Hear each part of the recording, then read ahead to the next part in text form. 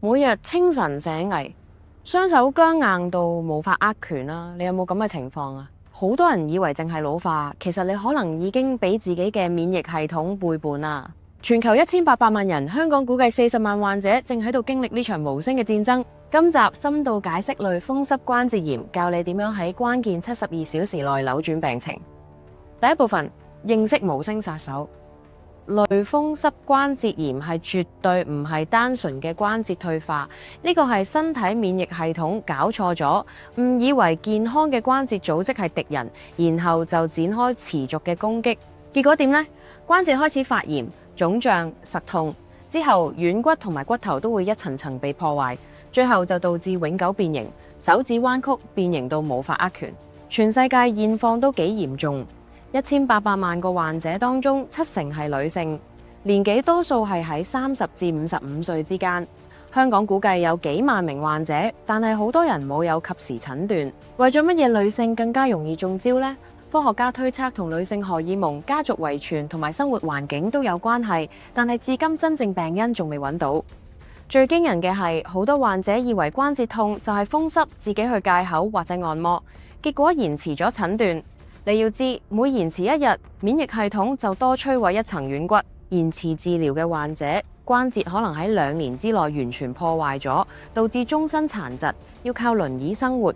而且如果治療唔啱嘅話，呢個病可以縮短壽命6至7年。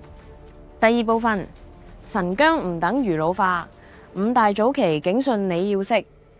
好多患者將晨僵諗成係年紀大，咁就大錯特錯啦。類風濕關節炎嘅經典症狀係對稱性發作，就係話雙手同時腫，唔係得一隻手，係2隻手都一樣。雙膝同時痠痛，唔係得左邊，係兩邊都痛。5大關鍵指狀你要留意。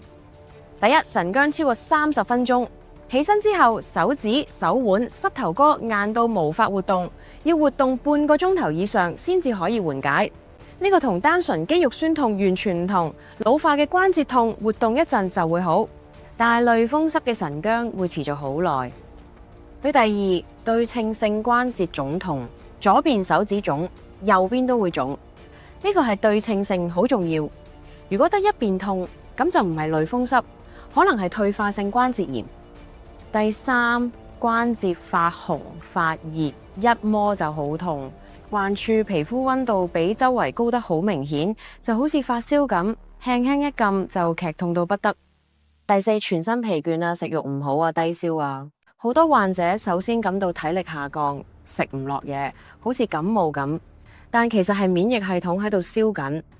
第五，眼乾口乾症狀，眼睛唔停咁乾，成日要瞓眼水，口腔好乾，呢個係病情開始影響身體其他部分嘅表現。如果你同時出現上面呢啲症狀當中3項或者以上，加上症狀持續超過6個星期，務必立即去向風濕科醫生求診。早期診斷可以避免關節永久破壞。第三部分，點樣診斷？醫生用咩方法確診？你可能聽過驗血檢查類風濕因子，但係單靠一項驗血遠遠唔夠。香港醫生會用一套叫 DAS28 評分系統嘅方法，聽起嚟好高深，其實好簡單嘅。醫生會檢查你身上28個特定關節，好似手指、手腕、手踭、膝頭哥、腳踝等等，睇下邊啲係腫脹，邊啲一摸就痛，然後驗血，睇下發炎指數高唔高。醫生問你係咪疲倦啊，係咪食唔落嘢？咁樣加埋一齊就會計出一個分數，分數越高，病情越活躍。如果分數大過5.1，代表病情好活躍，發炎指數好高，需要積極治療。分數係3.2至5.1之間，係中等程度。分數低過2.6，代表病情得到控制，係治療嘅最終目標。除咗計分數，醫生仲會驗類風濕因子同抗環瓜氨酸抗體。如果呢2樣驗出嚟呈陽性，患類風濕關節炎嘅機會就好高。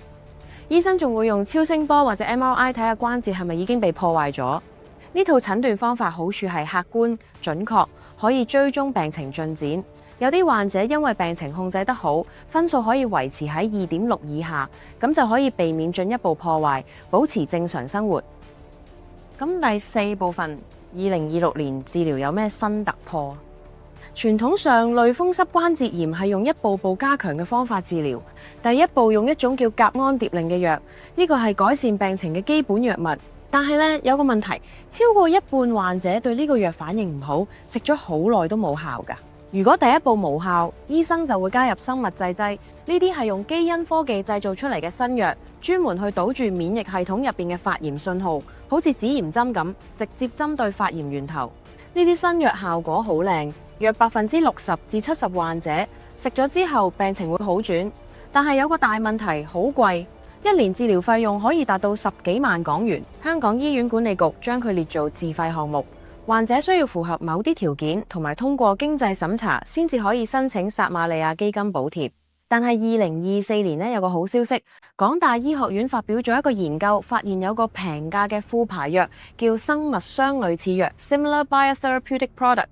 生物相類似藥聽起嚟似乎好似副牌，但其實療效同原廠藥一樣，價錢就平一半。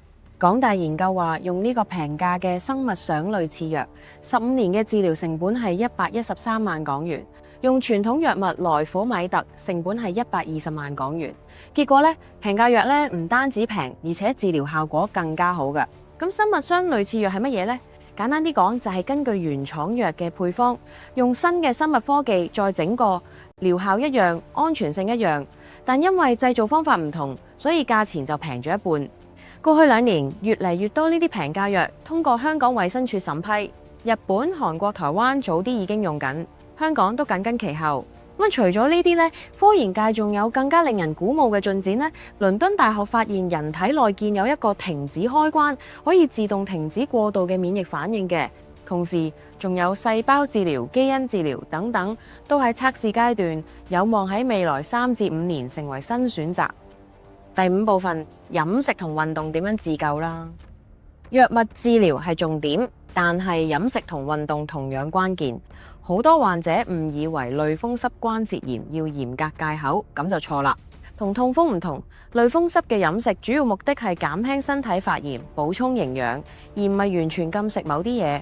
應該避免嘅食物包括埋紅肉同加工肉類，含高脂肪，容易引發發炎；汽水同含糖飲料，研究話會增加患病風險6倍；高溫烤肉同燒烤食物會產生有害物質，加重發炎；過鹹嘅食物會消耗身體入邊嘅鈣質；高脂肪嘅食物，海鮮含高嘌呤，隔夜飯菜，免疫力弱時容易感染。推薦嘅食物有粟米，每100克含300毫克鈣質；豆類、深色蔬菜、三文魚、青魚呢啲深海魚、堅果含奧米加3脂肪酸，可以抗發炎；薑、咖喱粉、蒜都係天然抗發炎香料。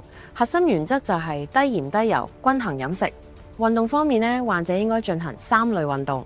第一，伸展運動，每日做，保持關節靈活。第二，阻力訓練，用輕啲嘅重量，慢慢增強肌力，防止肌肉萎縮。第三，心肺運動，30至60分鐘，但要揀低衝擊嘅，好似水中運動、腳踏車，避免跑步咁高衝擊嘅運動。重點係喺唔痛嘅範圍內運動，唔好過度。研究證實，適當運動唔會令病情惡化，反而可以令身體自然降低發炎反應。第6部分，香港患者必知有咩資源幫到你。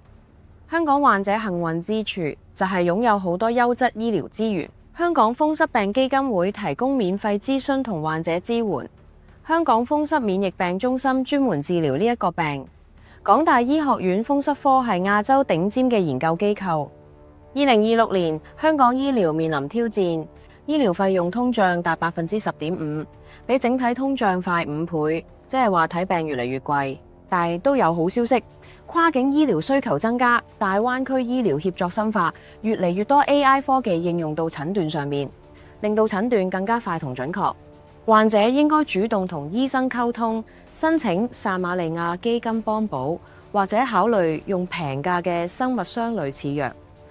最後謹記一句話：早期診斷改變命運。如果你懷疑患病，唔好延遲，一個簡單嘅驗血同臨床檢查就可以揭開謎底。與其讓關節喺無聲入邊被一層層摧毀，不如主動出擊，透過現代醫學重奪生活主權。各位觀眾，如果你或者你嘅家人出現神僵、關節腫痛、對稱性發炎等症狀，強烈建議向風濕科醫生求診。呢條影片對你有幫助嘅話，記得要訂閱頻道，按個 like 按鈕，仲有喺下面留言分享你嘅經歷或者疑問，我哋會盡力回覆你嘅每個問題。記住，你唔係孤獨嘅，數百萬人正同你並肩抗戰。多謝收睇，下集再見啦！